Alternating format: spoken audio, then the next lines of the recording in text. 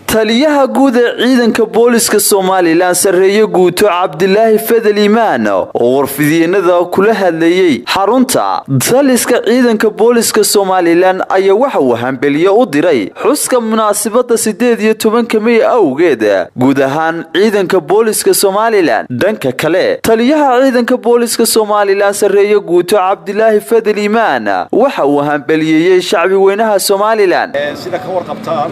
وحاو هدي لها يلاحظوا سديد يتوقع مي ومانتي تقريبا تقريبا الصوماليان تاس أو سنة كان أنا وقوهم بليري لكن أقرأ تقريبا الصوماليان وصير لهم تاكلية أمارة وقارن لوجو رني دبتوري كبرنا يتذكر أمارة كبير هاي الصومري أمارتكو قطي يرو الحمد لله روكين قطي لكن واجبات كبرنا يتم مدحولين بدنا أي سنة كان أنا كوكو واجبات كيجي ها أمنية إلى أنت أمنية أنا قفلنا من أوامر تمدحونا بركة جمهورية الصوماليland ترى هالكان كان بالينيا مناسبة ده درتت إذا وينها بوليسكا جمهورية الصوماليland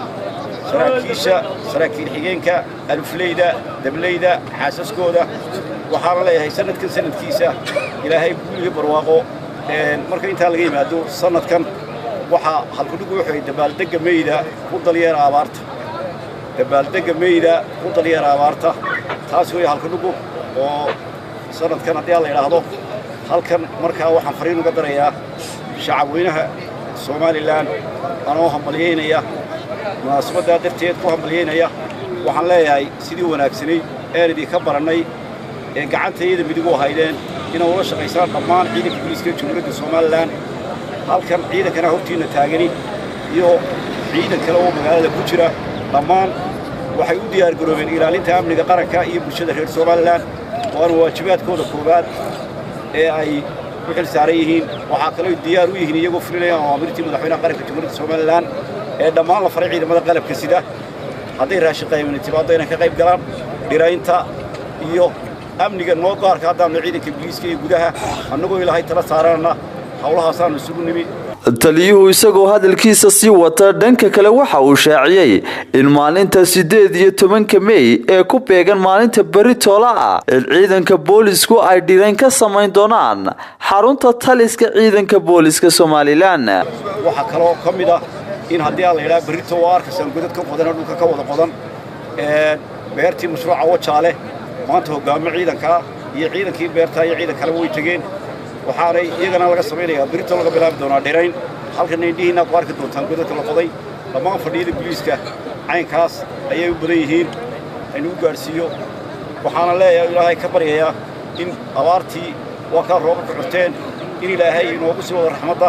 iyadoo aan wax nusqaan lahayn taana ilaahay baynu ka baryaynaa dhamaanteen waxay imka u taagan yihiin sidii gudan lahayd celinaya shacabka reer Soomaaliland qiimaha badan sida wanaagsan ciidanka booliiska oo shaqeeyaan halkan ciidanka booliiska dhammaan Jamhuuriyadda Soomaaliland waxaan farayaa inay shacabkooda u dhagan nuglaadaan oo wax kasta u soo sheegaan marka hore ay u qaataan run kala gaaraan shacabkana waxaan leeyahay wax kasta oo dareere ka galo u soo sheega ciidankiina booliiska goob kasta iyo saldhig kasta iyo meel kasta oo ku aragtaan booliiskana waxaan farayaa inay shacabkooda u nuglaadaan dadkoodana ay dhowraan geesta kale taliyaha ciidanka booliska Soomaaliland sareeyo guuto Cabdilaahi Fadel Imaan